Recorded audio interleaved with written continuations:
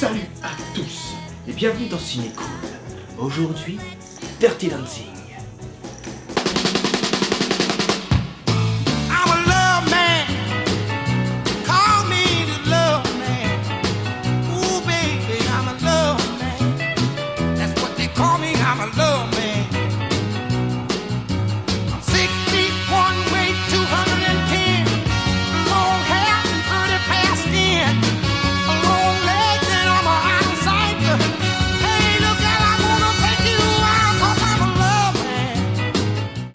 Pour commencer, petit achat récent, car oui, je l'ai déjà en DVD comme vous avez pu le voir, qui date d'il y a longtemps. Je l'ai même en VHS, mais j'ai été la chercher, je ne la retrouve pas. Il faut dire qu'elle doit être très très vieille et à mon avis, elle ne passe même plus.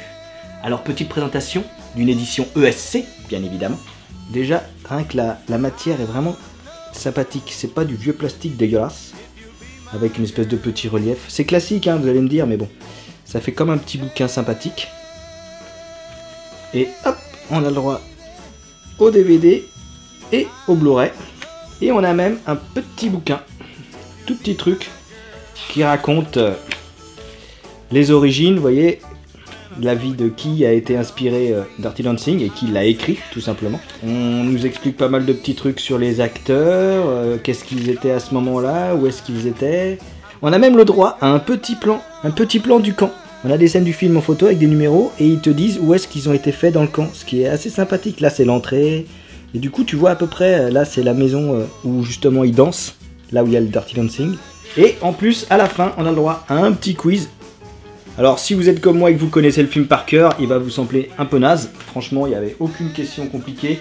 Ils sortent même des répliques du film, qui dit ça, qui fait ça, qui a dit machin, qui a fait truc. Ouais, franchement... celui qui sait pas, c'est qu'il a dû voir le film qu'une seule fois et il était endormi à ce moment-là. Si on en croit ce qui est marqué derrière, si on en croit ce qui est marqué sur n'importe quoi ou n'importe qui va en parler, on va nous dire que c'est une comédie musicale.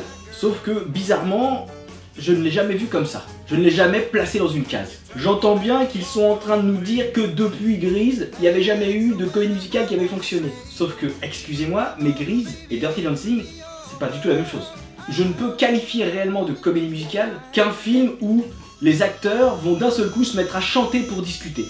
Genre ils sont dans un endroit où il n'y a pas de musique, où il n'y a pas de chaîne-hi-fi, il n'y a rien, et hop, il y a une musique qui démarre et ils vont dire « Ah là, mais qu'est-ce que tu fais là ?» Non, il n'y a jamais ça là-dedans. Et à aucun moment non plus, il y a une musique qui va apparaître et qu'ils vont entendre alors qu'ils ne sont pas censés l'entendre parce que dans le film ou dans la scène, il n'y a pas de poste ou quoi que ce soit qui puisse amener la musique. À chaque fois qu'ils entendent de la musique, elle est censée être là. Même quand ils sont dans la forêt, on pourrait dire oui, mais à un moment donné, ils sont dans la forêt, ils sont en train de danser sur le tronc d'arbre, etc. Ils entendent la musique. Non, la réalisation n'est pas en train de te dire qu'ils entendent la musique. Elle te dit juste qu'ils sont en train de tester l'équilibre sur le tronc d'arbre, en faisant un peu n'importe quoi, en faisant tout un tas de pas de danse qu'ils ont appris, etc. Et tout ça au rythme de la musique qui, elle, est derrière. Mais une musique de film, c'est une musique de film. À la rigueur, je peux accepter film musical. Tout comme dans Purple Rain. C'est un film musical parce que oui, la musique est omniprésente et on sent que le film est vraiment pensé autour de la musique. Surtout que ce film, tout comme les Blues Brothers et tout comme Purple Rain, a réellement une identité unique. Car il y a autre chose dans ce film-là. Il y a cette petite touche de magie qui fera un grand film de cinéma. Et malgré tout ce que je vous ai dit, je ne peux absolument pas l'opposer à Purple Rain. Car mon adoration pour Prince m'empêche de le dire, mais mon cœur, lui, ne me laisse aucun doute sur l'impact unique qu'a eu ce film sur moi. Le scénario du film n'est absolument pas écrit d'une façon qui pourrait laisser croire que l'histoire n'est qu'un prétexte à pouvoir nous montrer diverses chorégraphies. On sent que le film a quelque chose à dire. Tout son déroulement se fait sur fond de lutte des classes, magnifiquement écrite, subtile et avec des idéaux qui sont les liens aujourd'hui. Non, ce n'est pas le film qui me les a donnés, mais lorsque tu te rencontres dans un film, tu te reconnais. Et ce qui est bien avec ce film, c'est que plus on apprend de la vie, plus il devient meilleur. Les subtilités, les attitudes, les liens des personnages, l'évolution des principaux, de toute la famille de bébés. Dans ce film, des personnages qu'on va détester en le découvrant la première fois deviennent plus vrais et surtout plus attachants avec le temps, avec votre expérience. Que nos jugements de valeur basés sur une attitude, une réaction sur un événement à un instant T, avant même d'avoir appris à connaître la personne, nous cachent ce qu'elle est avec ce que nous sommes à cause de ces jugements hâtifs et toxiques que l'on applique dans la réalité. Mais l'écriture est tellement vraies qu'on apprend à les connaître en revoyant le film. Et on s'en veut d'avoir été aussi puéril au premier abord. Ce film, c'est un peu comme un cours sur ce que c'est que d'être humain. Au niveau de l'ambiance, la bande originale du film est sans aucun doute l'une des meilleures de tous les temps. Et en plus, on a une belle couleur qui a réellement un côté bucolique et poétique. Dû au lieu de tournage, bien évidemment, mais aussi et même surtout à la mise en scène qui sait mettre en valeur ces lieux et leur donner réellement une allure de vacances. Et c'est aussi grâce aux idées du réalisateur qui a voulu garder les rushs des répétitions pour au final les placer dans le film qui donne ce côté palpable de l'humanité des personnages. Par exemple, le moment où Patrick Swayze et Jennifer Grey se donnent un coup de tête en répétant un mouvement n'est pas une scène jouée, mais un rush de répète. Du coup, l'énervement sur le visage de Patrick et l'éclat de rire de Jennifer sont réels. Le fait d'avoir appris ça, ça me fait réaliser que ce n'était pas bébé, mais bien Jennifer Grey qui était magnifique à ce moment-là. D'ailleurs, c'est vrai que même lorsqu'elle m'énervait, pour des raisons débiles dues à ma douzaine d'années, je ne pouvais m'empêcher de la trouver magique par moments. Ses regards, certains sourires, et le tout toujours sublimé par des musiques magnifiques. Jerry Orbach joue le père tout en justesse. Il est réellement parfait. On ne le voit pas énormément, mais à chaque fois qu'il est là, on ressent qu'il est un père de famille, qu'il est le père de bébé. Il a l'air inquiet, il a l'air en colère, mais la colère d'un père envers sa fille qu'il aime, pas la colère tout court. En bref, son jeu d'acteur est vraiment très bon. D'ailleurs, ce qui est drôle, c'est que vu que je l'ai connu dans ce film, lorsque je l'ai découvert dans une autre série télé dont je ne me rappelle même plus le titre, je le voyais quand même toujours comme le père de bébé. Et j'ai vraiment l'impression que ce mec est aussi gentil et intelligent que son personnage. Il ne donne pas l'impression de jouer tellement c'est naturel. La sœur, Jane Brecker, paraît cliché et irritante, mais pourtant, au fur et à mesure, tu te rends compte qu'elle est vraiment bien écrite. Et bien évidemment, très bien jouée. Kelly Bishop, qui joue la mère, elle aussi, dégage réellement quelque chose de naturel dans son jeu. Elle n'a pas beaucoup de temps à l'écran, et pourtant, à chaque fois, elle est touchante et juste. Patrick Swayze est magnifiquement viril et sensible. À sa place, on aurait pu voir Val Kilmer ou Billy Zane, mais tellement pas. On a vraiment l'impression que le destin sait choisir l'incarnation des personnages cultes. Johnny Castle est tellement bien écrit. Son personnage est vraiment humain, encore une fois. On sait que c'est un petit voyou, on le voit, mais on sent que c'est aussi un mec bien. On ressent et on comprend sa colère, même avant de savoir quoi que ce soit sur lui. Il arrive à transcender les émotions de son personnage. On sait que si c'est une sorte de gigolo, c'est uniquement par la force des choses. Et lorsqu'il l'explique, c'est tout à fait clair que c'est parce qu'il a toujours tellement été rabaissé qu'avoir la sensation qu'on s'intéresse à toi et qu'on te voit comme une sorte de dieu vivant, même si ce n'est que pour une histoire sexuelle, ça a quelque chose de rassurant et ça peut rendre dépendant. Et lorsqu'il rencontre bébé, il finit par comprendre qu'il a le choix de devenir qui il veut, malgré sa classe sociale qu'on lui balance comme un frein régulièrement. Un reflet de la réalité, je vous dis. On le ressent tous, ça, que ce n'est qu'une étiquette collée par d'autres et pas par la vie. Donc à toi de choisir si tu veux l'arracher et la balancer à la gueule de cette société qui les fabrique. Et on a, enfin, Jennifer Grey, qui est juste extraordinaire. On aurait pu avoir à sa place Sharon Stone ou Sarah Jessica Parker. Putain, mais tellement pas. Merci le destin. C'est Patrick Swayze qui l'a suggéré au producteur parce qu'il l'avait déjà rencontré lors du tournage de L'Aube Rouge de John Milius. Alors qu'il savait qu'il ne s'entendait déjà pas avec elle. La classe du mec, quoi. Il a vu quel était le personnage, il n'a pas cherché plus loin. Peu importe ses petits états d'âme, c'est certainement pas Val Kilmer qui aurait fait ça. Le personnage de bébé est parfaitement crédible. Beaucoup ne la supportent pas, exactement comme moi lorsque je l'ai rencontrée à 10 ans, et même lorsque j'avais 12 ans. À ce moment-là particulièrement, je sais pas pourquoi, mais elle m'énervait. J'avais l'impression qu'elle essayait de faire genre « Ah ça y est, j'apprends à danser, regardez, regardez ». Et oui, c'est exactement ce qu'elle fait. Mais c'est logique, et ça fait partie du personnage, et ça nous en apprend beaucoup sur elle. Seulement pour comprendre ça, il faut arrêter d'être limité dans sa vision, et il faut la voir dans son entièreté, et pas juste dans l'allure qu'elle a l'air d'avoir au début. Parce que c'est vrai, quand tu la vois débarquer avec sa pastèque, qui regarde tout le monde comme ça, du genre « Ah, ils ont l'air de tuer la sœur, qu'est-ce que c'est gênant ?» En même temps, à ce moment-là de l'histoire, c'est tout à fait normal. Par rapport à son éducation, etc., bah en fait, c'est hyper cohérent. L'inverse aurait été débile. C'est en grandissant que j'ai compris qui elle était, et c'est là qu'elle a commencé à devenir magnifique. Et non, je ne suis pas en train de parler de son physique. D'ailleurs, c'est justement pour ça qu'elle a été choisie aussi. Car elle avait une beauté classique, mais pas basique. C'est ce qu'elle est, c'est ce que tu apprends qu'elle est au fur et à mesure, qui lui donne une allure de jolie fée, avec sa petite bouille de souris. Elle est douce, sensible, intelligente, rassurante, impliquée, dévouée à ses idéaux. Elle a l'air naïve à cause de sa timidité, et tout ça accentué par le fait que l'histoire la jette dans un monde qui n'est pas le sien. Elle te prouve à toi, et aussi à tous les personnages, qu'elle sait s'adapter à toutes les situations, même lorsqu'elles lui sont totalement inconnues. Elle fait même évoluer ceux qui la côtoient, que ce soit Penny, Johnny, en évoluant elle-même. Elle est comme un lien entre les deux classes qui s'opposent, car elle aime l'humain, et pas ce que la société veut lui coller comme étiquette. Encore une fois, comme dirait Cinémaniac, une vraie histoire d'amour, c'est lorsque tu deviens la meilleure version de toi-même grâce à l'autre. Ce film a réellement l'un des finales qui a le plus marqué ma vie, que j'ai refait 1,5 milliard de fois dans ma tête lorsque j'écoutais les musiques. Lorsque la musique démarre, lorsque j'entends le début de... Tout de suite, je revois le film et tout de suite j'ai envie de me projeter à la place de Johnny. Et je refais ce que j'imaginais lorsque j'étais ado. Sauf que maintenant, lorsque je le fais, bah je me vois ado. Il y a une sorte de dissonance qui fait que je n'arrive plus réellement à imaginer comme je le faisais. J'arrive à ressentir ce que je ressentais à l'époque, parce que c'était vraiment fort, hein. Mais je ne peux plus, je ne suis plus amoureux en cachette, etc., etc. Tout ça pour dire que le final de ce film est vraiment génial. On n'est pas dans un final basique de comédie musicale où tout le monde se met à danser et à chanter, même si ça peut en avoir l'air. C'est pas du tout comme ça que ça se passe.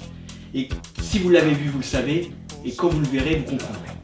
Quand je pense que ce film aurait pu ne jamais être fait, il n'y avait aucun grand producteur d'Hollywood qui voulait financer ça. Pour eux, c'était un projet voué à l'échec. Parce que bon, les comédies musicales, bof. Même pas capable de voir qu'il y a quelque chose d'autre qui se passe là. Les producteurs, ils ont du nez. Hein. Ils en ont pas aujourd'hui, mais ils en avaient pas beaucoup plus à l'époque. L'argent et l'intuition, j'ai l'impression que ça va pas ensemble en fait. C'est une toute nouvelle société qui venait juste d'ouvrir, Vestron Pictures, qui s'est surtout spécialisée dans l'édition et la distribution de VHS à l'époque, qui a financé le film. C'est ma mère qui m'a fait découvrir ce film, à peu près en 88 ou 89, lorsque je devais avoir 10 ans, parce que la fille de mes voisins était une grande fan de ce film-là. Elle avait été le voir au cinéma et elle l'avait loué, et elle en avait tellement parlé à ma mère qu'elle lui avait prêté. Et du coup, je ne sais pas si c'est parce que j'étais là, ou parce qu'elle m'avait demandé de venir le voir, j'en sais rien, mais je l'ai regardé avec elle. Alors certes, je l'ai regardé à moitié d'un œil, à moitié je faisais autre chose. J'avais été marqué par les musiques, j'avais certainement regardé le final, et pas mal de morceaux, mais j'avais pas tous les détails.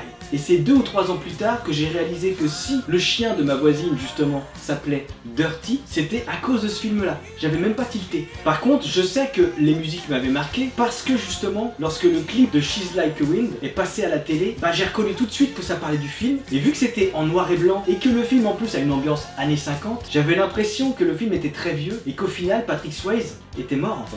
Mais j'ai surtout redécouvert le film en 1992, lorsque j'ai vécu quelque part ma première petite histoire d'amour avec un petit bisou sur la bouche. Un petit piou, comme on disait à l'époque. Et du coup, cet été-là, je ne sais pas si c'est parce que, en même temps que cette petite histoire, j'avais aussi les souvenirs de mon petit flirt, entre guillemets, de mon premier flirt que j'avais eu lors de l'été 1991, où j'avais rencontré une jeune fille qui était avec nous en vacances, qui était la fille d'une amie de ma tante, et il s'était passé quelque chose, il y avait vraiment une attirance, on était tout encollés l'un avec l'autre. D'ailleurs, ce qui est drôle, c'est que c'était elle qui était venue vers moi, parce que moi j'étais complètement dans mon monde, moi j'étais toujours dans mes musclores, etc., etc. Et le fait qu'elle vienne vers moi, j'ai ressenti quelque chose que j'avais jamais ressenti, une attirance, une envie d'être avec la personne, une envie de savoir qu'elle était là, une envie de pouvoir la regarder, de parler avec elle, d'entendre sa voix. Enfin bref, j'ai découvert tout simplement ce que c'était que d'être attiré par une fille, vraiment. Et du coup, je ne sais pas pourquoi ni comment, mais pendant l'été 1992, j'ai été rechercher ce film, ou alors, c'est une autre supposition, mais ça me paraît évident que ça pourrait être ça. J'avais dû tomber sur la cassette de la bande originale en magasin, donc je l'ai acheté en me disant tiens oui je me rappelle, les musiques de ce film là j'aimais bien. Et je l'avais écouté, et je pense que le fait de l'écouter, j'ai été chercher dans les VHS pour la retrouver, parce que ma mère l'avait acheté entre temps. Du coup j'ai retrouvé la VHS et je l'ai mise. Cette deuxième rencontre avec le film, pile à l'âge charnière entre je suis un petit garçon qui pense qu'à jouer et je commence à comprendre ce que c'est que d'être amoureux d'une fille, bah c'était pile le bon moment. Et ça explique pourquoi ce film-là m'a marqué à vie et qu'aucun autre film ne pourra jamais refaire ce qu'il a fait. Ça aussi, ça fait partie de la magie du cinéma. Rencontrer un film au moment où tu dois le rencontrer. D'ailleurs, c'est même pendant cet été-là que j'ai commencé à avoir ce truc d'imaginer les scènes du film, d'imaginer refaire les scènes du film en écoutant les musiques. Je pense que vous savez ce que c'est, d'imaginer refaire des scènes de film, surtout un film aussi intense émotionnellement. Prenez mon post-cassette, je le mettais lecture à côté et je m'endormais comme ça, c'était génial. Parfois j'écoutais les deux phases de la cassette avant même de commencer à m'endormir, mais c'est pas grave, c'était trop bien. Par exemple, Time of My Life, j'adorais refaire cette scène-là. C'est pour ça que je vous dis que c'est vraiment l'un des meilleurs finales que j'ai jamais vu. J'adorais le moment, je m'imaginais trop sauter de la scène comme ça, comme il le fait, se retourner comme ça, et t'avais pile la musique qui se mettait à faire quelque chose à ce moment-là, quand il avance en dansant, et que derrière il revient avec tous les danseurs derrière. Putain, quand t'imagines que tu refais ça, mais c'est génial. Et quand tu regardes le film, ça fonctionne toujours. Cette scène-là, elle est vraiment super bien foutue. Et d'ailleurs, c'est aussi ce film-là qui m'a donné l'allure que j'ai aujourd'hui. Car clairement, le fait d'avoir t-shirt noir, pantalon noir, chaussures noires, lunettes noires et cette coupe de cheveux un petit peu rock, oui, ça vient de Dirty Dancing. C'est ce personnage-là qui m'a donné mon allure vestimentaire, parce que j'en avais pas du tout à l'époque, faut dire. Et d'ailleurs, pour être encore plus précis, je me rappelle au collège, ma première bagarre. Qu'est-ce que j'ai fait la première fois que je me suis bastonné avec un mec? Ben je lui ai fait cogne-moi, cogne-moi. Et là dans ma tête, j'étais Johnny Castle, c'était trop bien. Je suis en train de me bastonner, je suis censé être à fond dans ce qui est en train de se passer, et qu'est-ce que je fais? Je refais une scène de film, tout simplement parce que ça me rassurait de le faire à ce moment-là, certainement. C'est-à-dire que au moment où je suis en train de me retrouver agressé par la vie, le film vient m'aider. J'ai même repris plusieurs mimiques. Ça, je m'en suis rendu compte surtout quand j'ai re-regardé le film il y a quoi, une semaine. Je me suis rendu compte qu'en fait, il y avait plein de mimiques que j'avais pris là-dedans et que j'ai même toujours aujourd'hui. Et c'est vers 1993 que j'ai découvert que Patrick Swayze avait fait d'autres films. Et donc, qu'il était encore vivant. Dans Ghost, dans Roadhouse, dans Dirty Tiger, que je me rappelle, je l'avais acheté uniquement parce que j'avais vu la VHS dans le magasin. C'était marqué Dirty Tiger en plus. Et vu que c'était le moment où je commençais à collectionner les Patrick Swayze, d'ailleurs, je suis même en train de me poser la question, sérieusement, si c'est pas les films de Patrick Swayze que j'ai commencé à collectionner pour la première fois. Si c'est pas au final lui qui a été le pionnier de ma collectionnée par acteur. Avant lui, j'étais beaucoup plus jeune, c'est mon frangin qui me ramenait les films. Alors, il m'avait ramené les films de Prince, les films de Bruce Lee, les films de Stallone, les films de Schwarzenegger, mais moi, je collectionnais rien. Moi, je prenais ce qu'on me donnait. Et du coup, je suis vraiment sérieusement en train de me dire que c'est peut-être bien Patrick Swayze qui a suscité pour la première fois que j'achète un film, pas parce que je voulais le film, mais juste parce qu'il y avait Patrick Swayze dedans. Bonne pioche pour le coup, parce que Dirty Tiger, bah il est cool. Quand j'ai regardé la bande-annonce, je me suis rendu compte qu'il y a des intensités d'émotions que j'ai ressenties devant certaines scènes qui me sont revenues tout de suite, paf. C'est revenu direct, comme si c'était toujours là. Et ça c'est fort, ça fait que du coup je crois que je vais le rechercher pour le revoir ce film. Et ça doit être en 93 ou 94 que j'ai découvert aussi Point Break, qui fait que c'était pour Patrick Swayze, comme je vous l'avais dit, mais qu'en plus j'ai découvert Keanu Reeves. Et le fait est que revoir ce film m'a aussi fait réaliser que tous mes petits rêves que j'avais de vivre un amour de vacances dans un camp du même genre, etc., de pouvoir faire ça, à chaque fois je me disais que je pourrais le faire. Vous savez ce que c'est, quand on est ado ou quand on est enfant, on a toujours l'impression qu'on a le temps et qu'on pourra le refaire une autre fois. Sauf que là maintenant, c'est terminé. Certes, je ne suis absolument pas malheureux d'être amoureux et heureux dans ma vie, mais le fait est que de devoir retirer ce petit espoir-là en me disant celui-là c'est terminé, ça m'a fait un petit truc quand même. Et d'ailleurs, je me souviens que quand j'ai appris que Patrick Swayze était décédé, le premier truc qui m'est venu instinctivement, c'était de me dire que j'avais perdu Johnny Castle. Je pense que je n'ai vraiment pas besoin de le préciser, mais il faut absolument voir ce film au moins une fois dans sa vie. Si Terminator a été le film le plus impactant au niveau de mes goûts en matière de cinéma, Dirty Dancing, c'est littéralement mon sang. Voilà, j'espère vous avoir donné envie de le découvrir si vous ne l'avez jamais vu, de le revoir si vous l'avez déjà vu, et sur ce, je vous dis, on se voit bientôt. She's like the wind.